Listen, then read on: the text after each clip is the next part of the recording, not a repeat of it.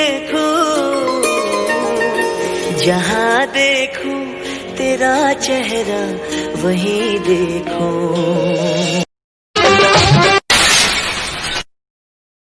Music चलाओ बे बसंती।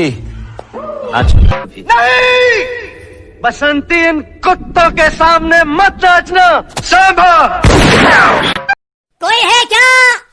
मुझे यहाँ से निकालो बाबा, मेरा आम खाने का सीजन निकल जाएगा।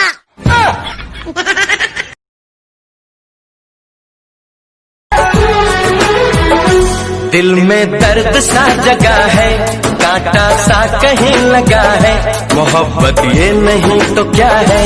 ओ हो आहा। पान में जवानी के जारादा, हमके खिया के उड़ा दे लुगारादा। पान में जवानी के जो से बताओ रे। जाता रे तो जोरे पूजवा छोड़ के, तुहरे चलते फेकनी मोबाइल फोड़ के। तू बताओ रे खा से।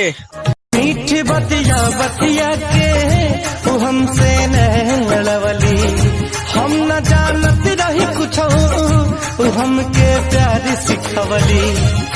जाने कौन गलतिया पर कमीनापन कहाँ से लाओगे?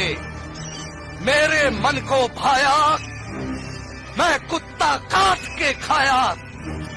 लोमड़ी का दूध पी के पला है ये जगीरा। हमसे ले आई हगर में छनात होई तेलावा में, ले आई हगर में छनात होई तेलावा में। गुरही जले बिया बिचाए पिया में लावा में। ले आई सारा काम काज आज टाल दे हनी, साड़ी के पीन हम निकाल दे हनी।